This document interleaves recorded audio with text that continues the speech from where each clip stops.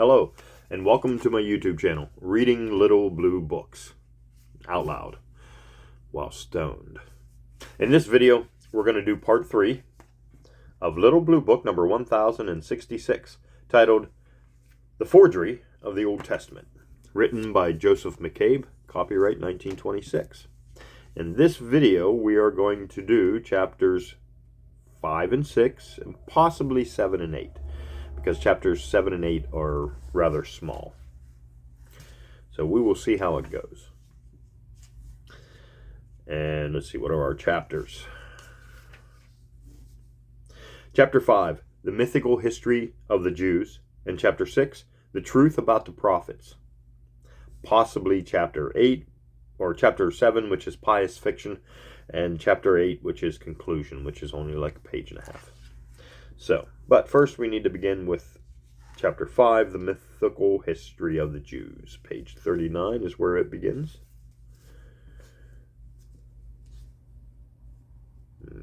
Okay, 37. Ooh, boy, turning the pages is kind of tough today. You'd think I'd had it ready, wouldn't you? Let's see, is the microphone on? Yep, microphone's on. All right, here we go. Chapter 5, the mythical history of the Jews. In popular belief, the story of Abraham is very simple. His original name was Abram, and he lived in Ur of the Chaldees. But God called him and changed his name to Abraham, which is the Hebrew for the father of many peoples. Blessed are the ignorant, for they have no difficulties. The word Abraham does not mean the father of many peoples. No Hebrew scholar can make it mean anything. It has no meaning in Hebrew. Dean Cheney says, apparently a chief named Abram was treasured in Hebrew tradition, but a later generation got confused over the name. There were then no vowels or vowel points in Hebrew, and spelled it Abraham. So the priestly forgers of a later date neatly joined the two together by the above story.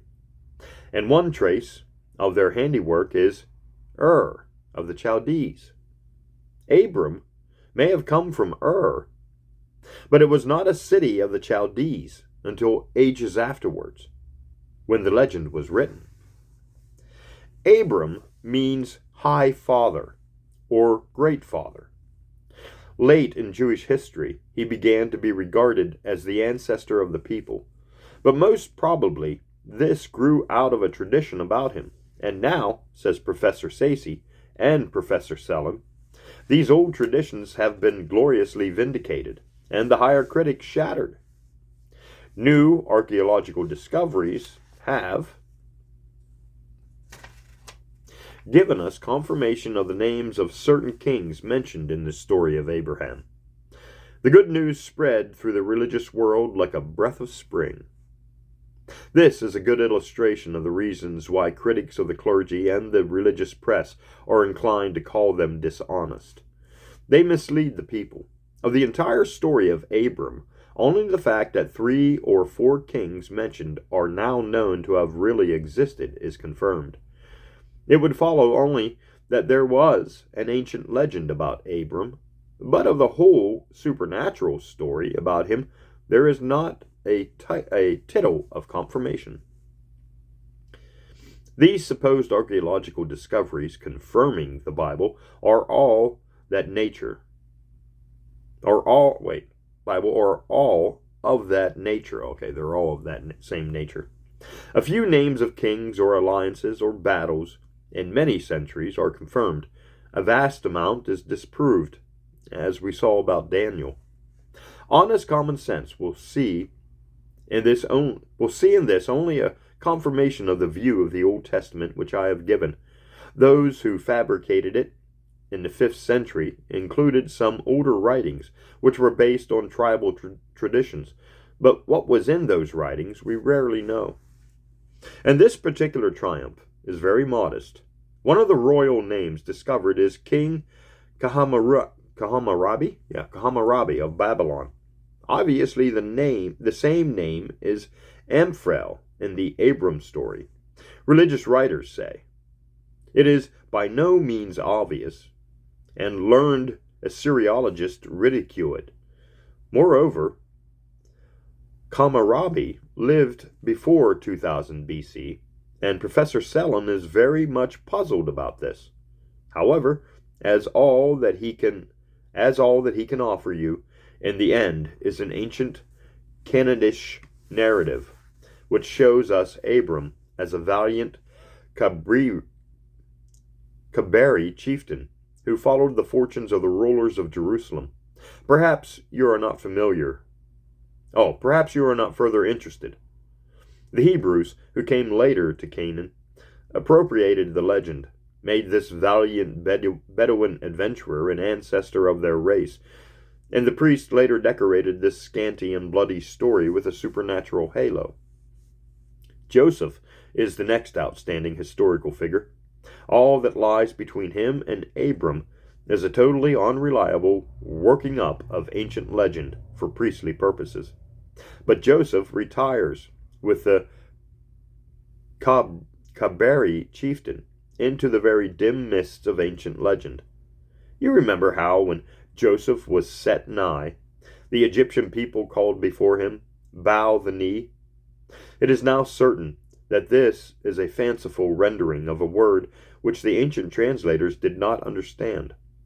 The word we now know is a purely Babylonian title of honor. See the worthy Sasi.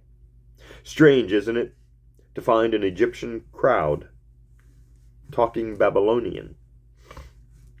And Sasi also warns his pious reader, though very delicately, as beseems the subject, that the very popular story of Potiphar's wife has so close a parallel in an Egyptian story, which we have found that it is impossible not to see the connection. By the way, he is quite wrong in saying impossible, for the rabbi, Dr. Jacob Horowitz, in his recent attack on the higher critics, says there is no connection. You shall, as usual, please yourself. I ask only the use of common sense.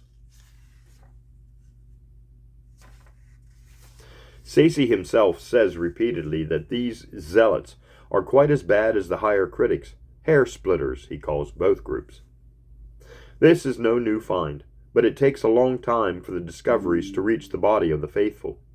It was in 1852 that scholars found the Ordinary Papyrus, now in the British Museum at London. It is a story of two brothers who lived together.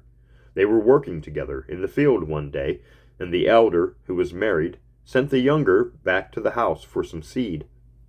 The wife, who confessed she had had her eye on him for some time, saw her opportunity. Come, she said, I'm translating from Rabbi Horowitz. Let us lie together for an hour. It will be pleasant for you, and I will make fine clothes for you. The blushing youth indignantly refused and fled, which says much for ancient Egyptian morals. So the wife, to protect herself, told people he had tried to seduce her, and when her husband came home, she accused the younger brother of saying to her, "Let down thy hair, and let us lie together for an hour." And the elder slew the younger brother. Well, compare for yourself Genesis with this. Joseph went to his master's house to do his business, and as there was no one else there but the wife, she caught him by his garment, saying, "Lie with me." He refused, and she turned the tables on him, as in the novel. Do you see any connection? And remember the Babylonian title and the fact that the very abundant remains of Egypt give us not the least confirmation of the story of the Jews in Egypt.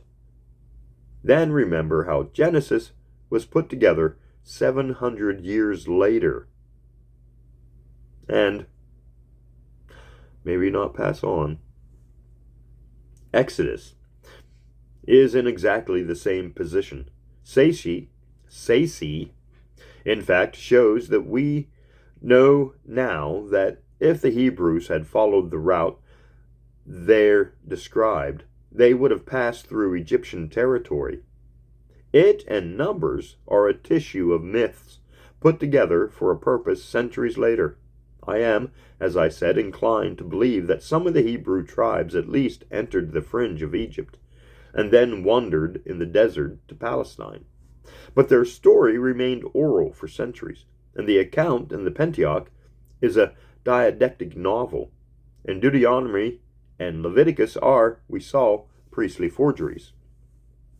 Did you ever notice in the Pentateuch, which is supposed to have been written by Moses, such phrases as the Canaanite dwelled then in the land, or before there reigned any king over the children of Israel? All such sentences were clearly written ages after Moses. Were not Canaanites, moreover, as Professor Sellon says, nearly every occurrence from the creation of the world to the death of Moses is related to us twice, and in some cases 3 times. This puts beyond the shadow of a doubt the late and composite origin. Moses, we hope, did not see his visions double. All this runs on in Joshua and the other historical books. The writer of Joshua, who never pretends to be Joshua, often says that a thing goes on to this day. In it he intimates that he is writing at least after the death of the eldest person who had known Joshua. There are the same doubles and contradictions. In short, as I said, the Sumerians know not the book, so it goes back to the 5th century, and we will waste no time on its history, nor will we linger on Judges, another composite history with a purpose. We're going to pause. Okay. Samuel and Kings have all the same faults. I have quoted Professor Marty's saying how hard it is to get at the kernel of fact in the David story, and how other scholars deny that there is any kernel. The plain truth is that we cannot, by independent authority, prove a single statement of any importance in the history of the Jews until their history is no longer miraculous.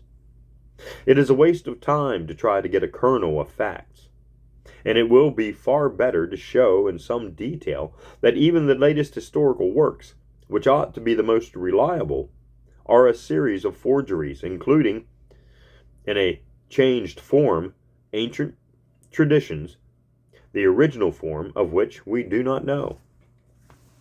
We read in 1 Chronicles of money being paid or valuated in darics, that is to say, coins of the Persian Darius.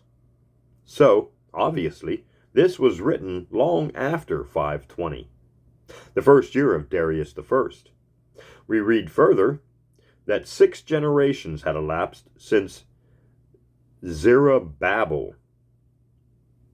So the book must have been written about 400 BC. We read in Nehemiah a list of names that go back to the time of Alexander the Great. In a word, Chronicles, Ezra, and Nehemiah are impugnant forgeries of the 4th century, using some ancient memoirs.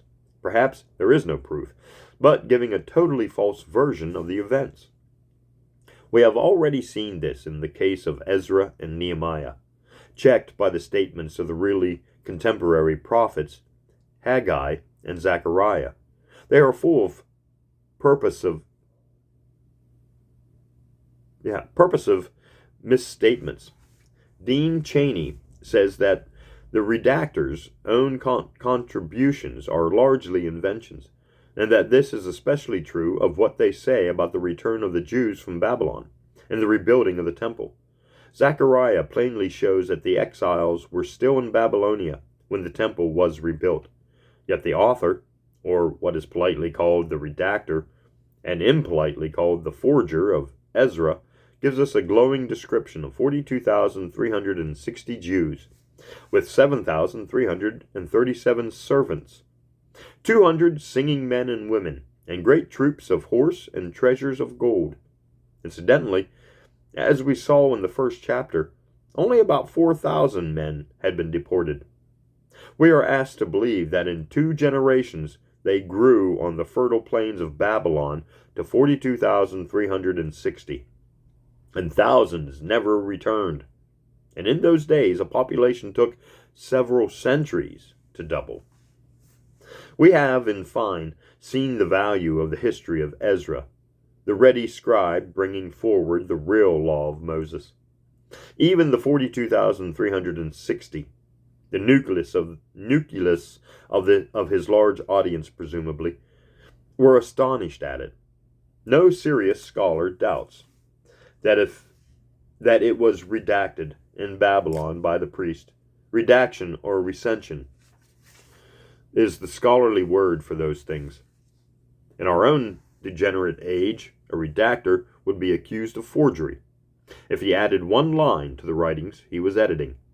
We are asked not to give the name to priests of ancient Judea who, for their own high profit, invented, as far as we can tell, 9 lines for every one they edited, and redacted the 1 line until it became false. But what's in a name? The point is that practically all the experts assure you that in scores of material points the Old Testament history has been discredited and has only been confirmed in a few unimportant incidental statements, and that the books are a tissue of inventions, expansions, conflations, or recessions, dating centuries after the events. Why worry about Darwinism? That is the end of chapter 5. I forgot what chapter we were reading. That's the end of chapter 5. So on to chapter 6, the truth about the prophets. Up to the time we have reached, the Jews had nothing that one could call a Bible. In the time of David and Solomon, whose glories have departed, they may have had a lot of what we call folklore. All people had. Sayce says, the fragments of Hebrew literature contained in the Old Testament are the wrecks of a vast literature which extended over the ancient Oriental world. He means the really old parts of the Old Testament, which are embedded in the great tissue woven by the redactors. Most of these stories were common in the Hebrews and other Palestinians. Legends from Babylon, stories from Egypt, folklore of Canaan, and so on. When the Hebrews learned to write and began to write down some of them, no man can say. Probably, but not at all certainly, in the 10th century. It is a liberal estimate. Before that, they were, in the ordinary scientific meaning, barbarians, handing their stories orally from generation to generation. Some sort of sketch of early history seems then to have been written, possibly with an introduction formed of the Babylonian legends of creation, Eden, and flood. It was in no sense sacred. Then prophets arose, and some of them wrote, or disciples wrote, their prophecies. They were not sacred writings. Then the priest discovered a small manual of their rights and prerogatives, and ascribed it to an ancient hero of the people named Moses, of whose real existence we cannot be sure. Anyhow, Mosaic authorship proved very impressive, and so the exiled priest, spurred to ambition by the sight of the power of Babylon and Persian priest, discovered a new and larger law given by Moses. To this they tacked on, properly altered, the earlier of the later histories, and the Jews had a sacred book, a Bible. Pardon me. This was the law, and after the law came the prophets, as well as the prophets. We will make a short chapter of these. A prophet in old days was not a man who predicted, but a man who refused to call a forgery a recession. They were men who spoke out, as Jeremiah did about Hilkiah's pious fraud. They called a whore, and altogether made some edifying reading for the children of British and American schools of the year 1926. I do not object to calling a spade, having some inclination that way myself, but the real modern interest in the prophets is based upon the supposition that they made remarkable predictions. These supposed predictions have been so thoroughly annihilated so long ago that it were waste of time to linger with them. We now know enough of the character of the Old Testament to understand that a large number of the prophecies were written after the event. The prophets were redacted, like all the other literature. Prophecies were forged during the same hundreds of years. In other cases, the prophet merely referred to the past, as when Isaiah wrote some remarkable descriptions of the servant of God, which were for ages regarded as predictions concerning Christ and are characterizations of Moses. In other cases, the predictions were shrewd forecasts, which, as we make about the weather or a baseball game. And the few cases in which the men were right have been emphasized, and the scores of cases in which they were wrong neglected. In other cases, they are wrongly translated, as in the famous, "Behold, a virgin will conceive." For the Hebrew word is not virgin, but girl. And conception by a girl was not miraculous in ancient Judea. No, the prophets, as distinguished from the priests, were men who spoke out, which is the real meaning of the word. But they spoke out with a special picturesqueness. The nation was young and poetic, and its ways were primitive. You remember how Saul was moved by a spirit and behaved like a dancing dervish? It was common all over that part of the ancient world, and not unknown in modern seances. And the prophet regarded himself as a very superior person, and was very dirty. From the prophets of Arabia, apparently, he borrowed the habit of dressing in a mantle of goat's hair and having mystic marks on his forehead. These men and women were seers, and people paid them for advice. Now and again, one rose to high notoriety and founded a school, probably in the wild mountains. Such was Elijah. But alas, the moment we want to know all about him, the biblical experts intimidate us. There is, we are told, probably a basis of fact in the story of Elijah and Elisha, but we can't disentangle it, as the interest of the prophetic order led to some unhistoric fictions and exaggerations. Not forgeries, of course. However, I am glad for once that bare and innocent little children's story always made me sick. Still does. We may pass over these crude beginnings of the new art of prophecy and come to the great masters. Amos and Hosea were the first, and naturally enough, they are the crudest and most poetic. A nation is most gifted with poetic imagery in its adolescence, when the imagination is far more developed than the intellect. That is why the Bible is great literature. At least a good deal of it is. I am not here repeating a shibboleth. I have read most of the finest poetry of many languages, and that is my opinion. Of many, it is quite natural. These parts of the Old Testament, large sections of the prophecies and early Psalms, for instance, were written in the youth of the Hebrew race and translated in the youth or literary springtime of the English race. But Amos and Hosea are morally crude in the same proportion. Amos, who seems to have been active about 750 BC, was a shepherd. Yahweh calls him, and he begins to fling fiery invectives at the people, who find him his daily bread for that reason. His Yahweh is a fiercely vindictive old deity, always planning fearful schemes of punishment.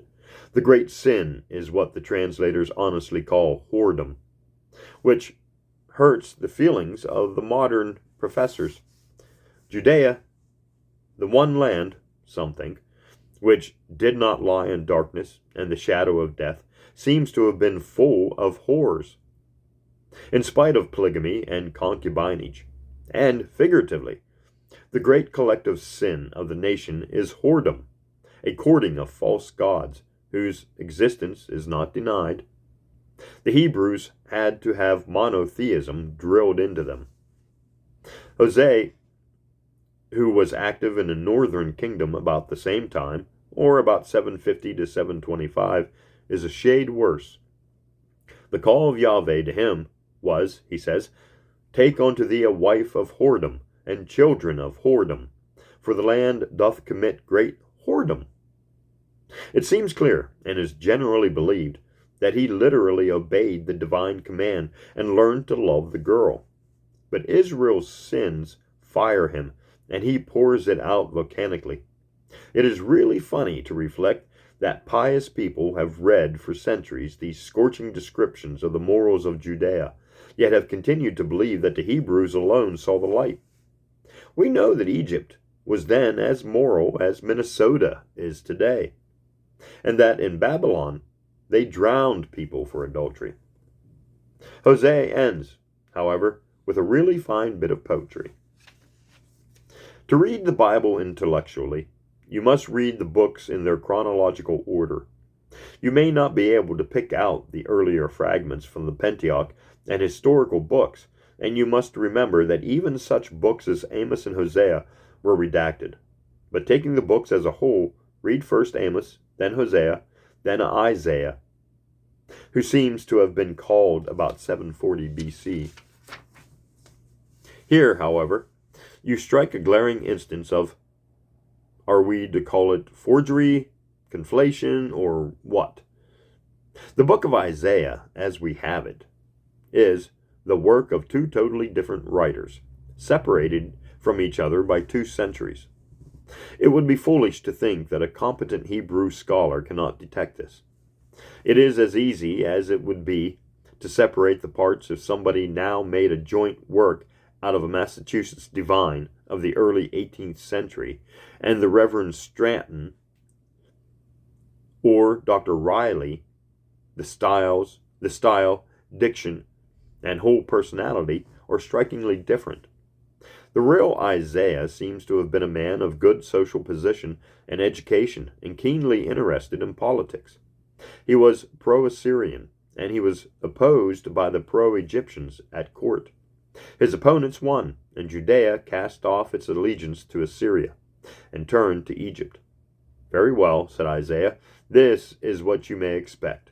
And he gave a very reasonable forecast, touched up later, of the punishment of Judea by the Assyrians. This is the extent of his predictions. Toward the close of the exile in Babylonia, some other Jew continued or intimated the prophecy of Isaiah. He predicted the exile. That is to say, he forged a prediction in the name of Isaiah, for the text shows that he was written. Text shows when he was writing. He predicts the terrible destruction of Babylon itself, which was taken peacefully by the Medes, who did not take it. And Babylon was in Isaiah's time not the enemy of Judea. It is quite clear that he wrote during the captivity, but before Cyrus appeared.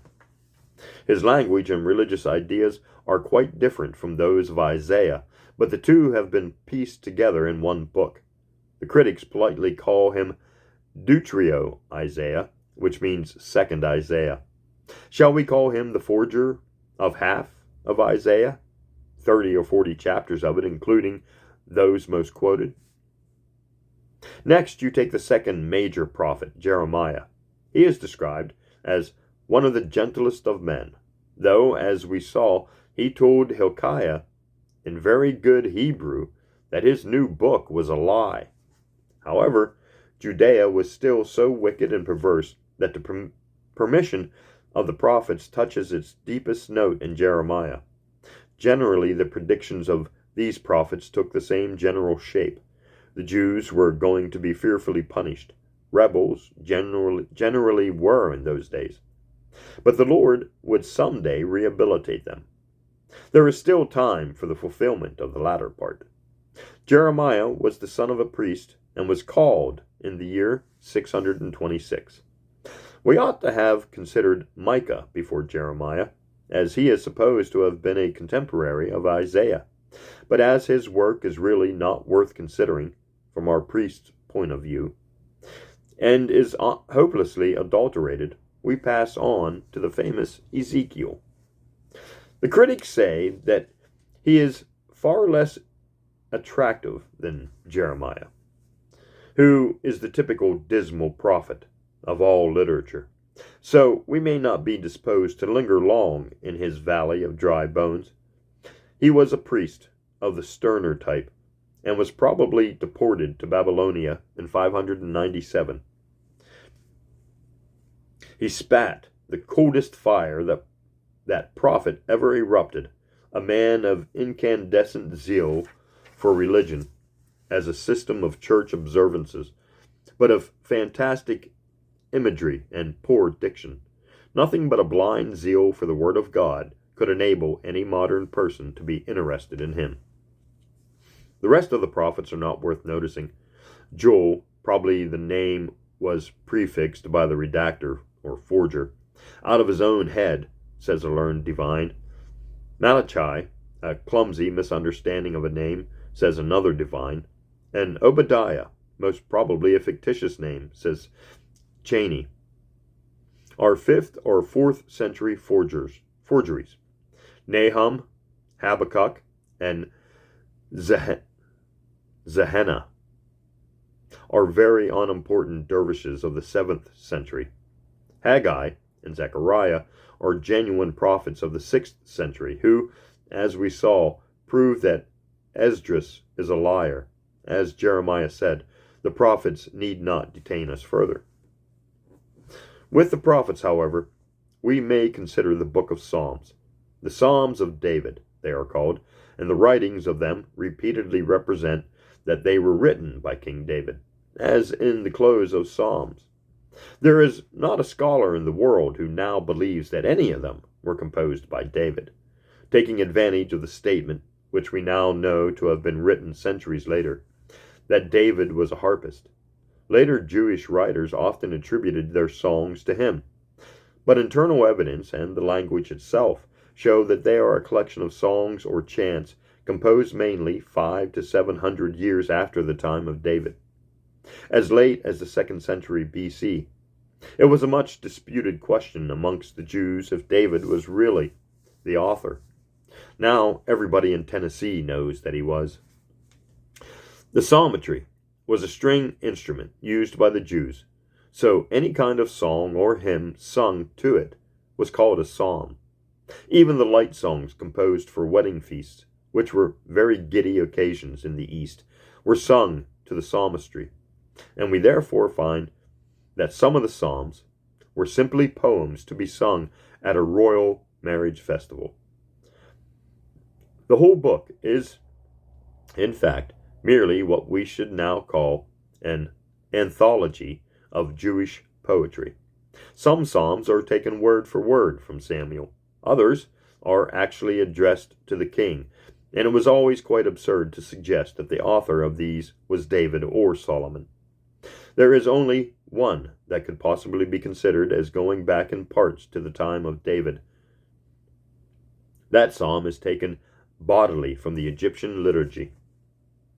So we dismiss the second part of the Old Testament. The prophets and psalms are interesting as characteristic literature of the people that is just learning civilization from older nations.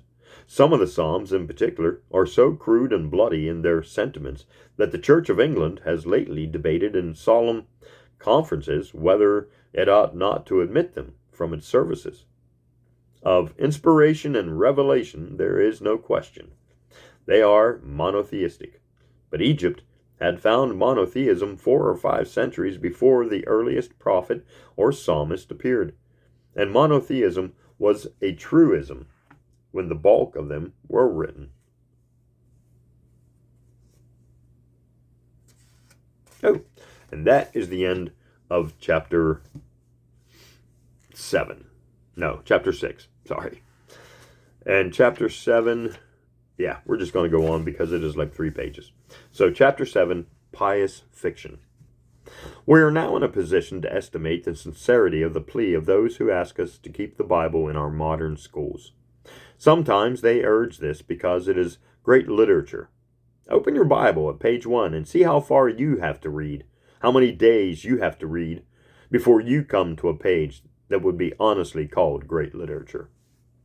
It is, of course, splendidly rendered, in fine poetic Old English, but only certain parts of it, chiefly in the prophets and the Psalms, are really fit to help in forming a literary taste.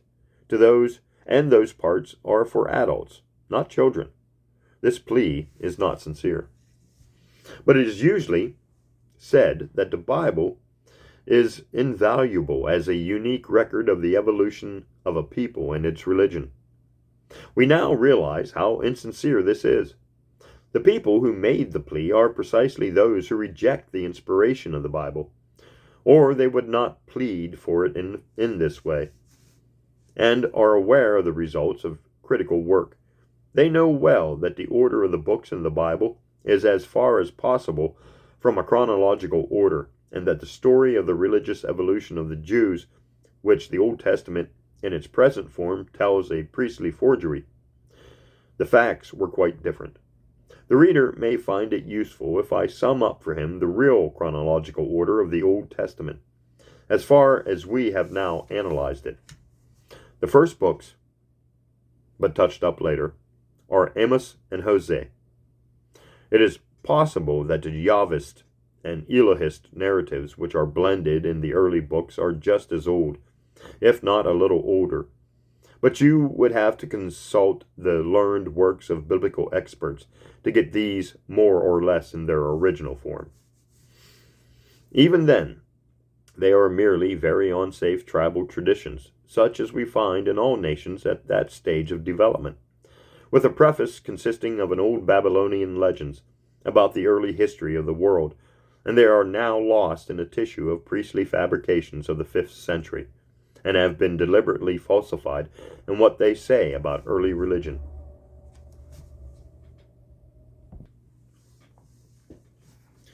Then you may take Samuel and Judges, Kings and Chronicles. You must relegate almost entirely to a later date, but you must still remember that there is only a kernel of fact in the various stories.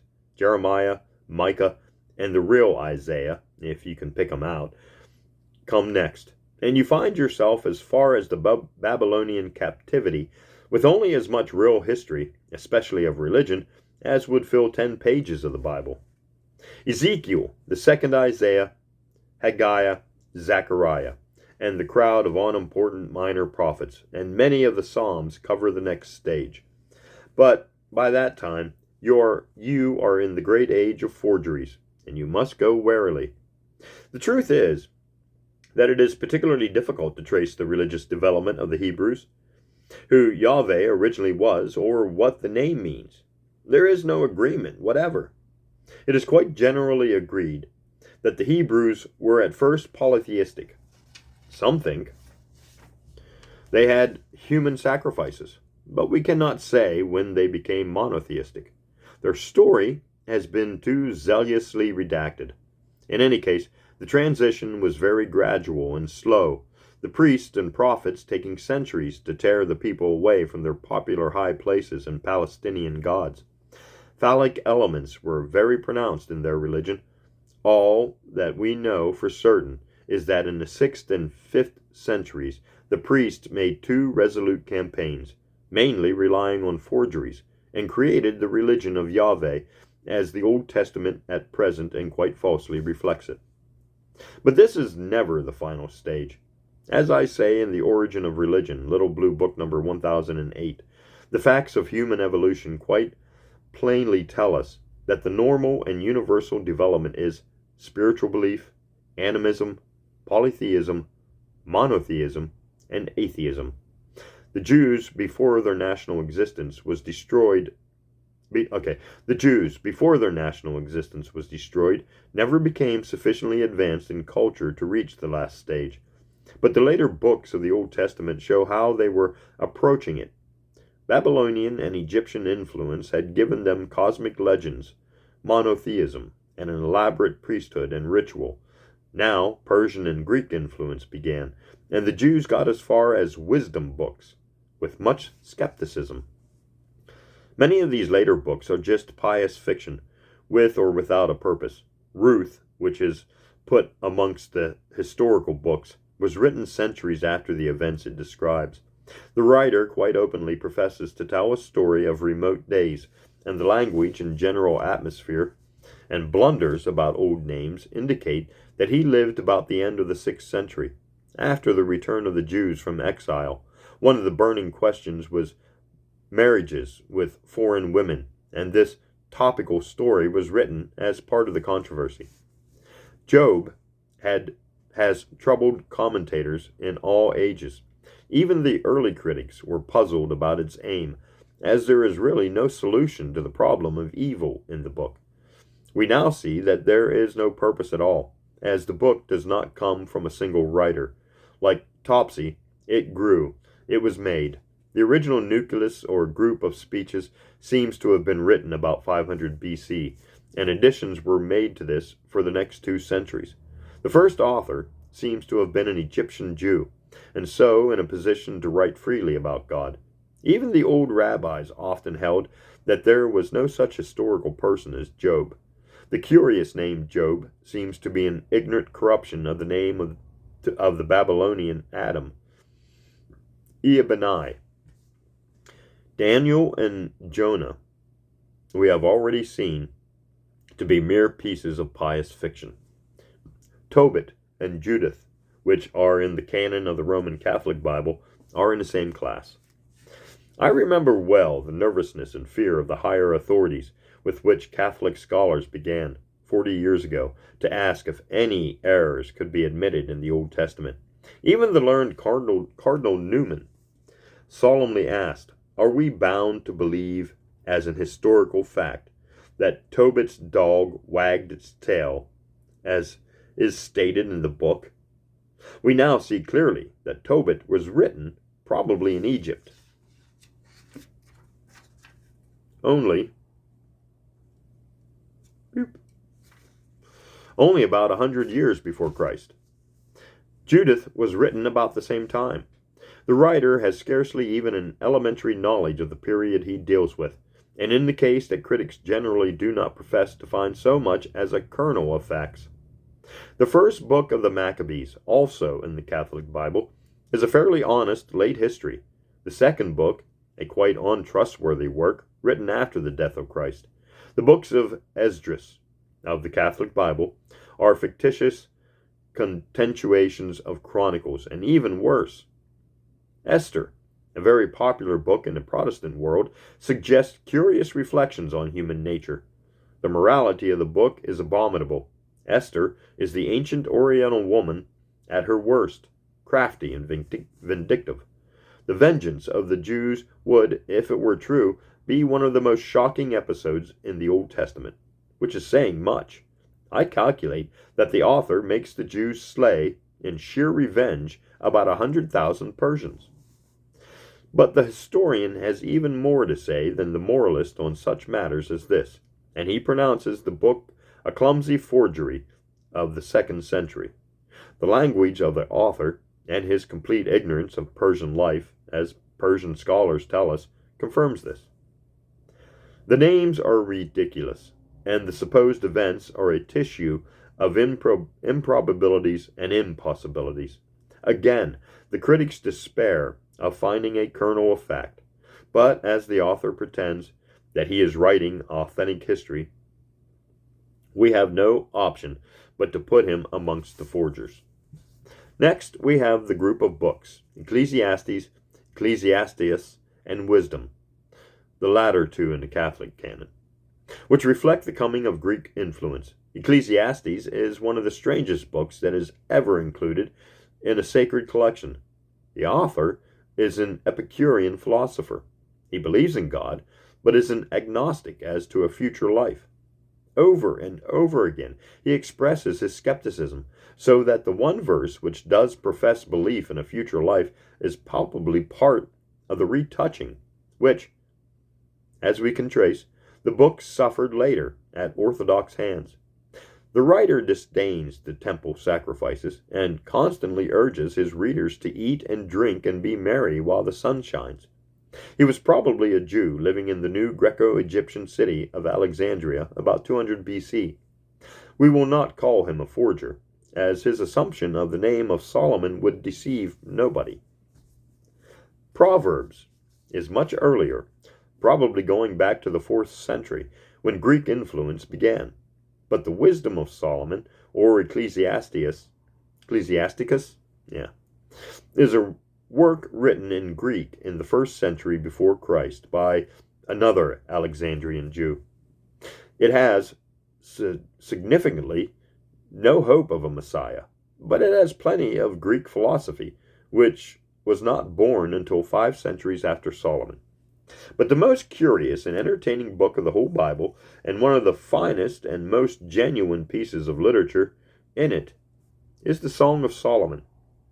I used to blush when, as young students for the priesthood, we solemnly chanted its voluptuous verses about ladies' thighs and breasts and bellies. We were told that it was all a superb symbol of the union of Christ and his church, or at least the union of Yahweh and the synagogues. Even in the prudent translation, which we have in the Bible, it is what we should call, if it were not in the Bible, a most licentious piece of work, and we should call the attention of the police to it. We are not at all sure that there is not a mythological element in part of it, which seemed to celebrate the union of the sun god and moon goddess. But as a whole, it is plainly a collection of Oriental marriage songs. In the East, a marriage festival lasts a week, and songs about the charms of the bride and the bridegroom's particular interest in her are features of the celebration.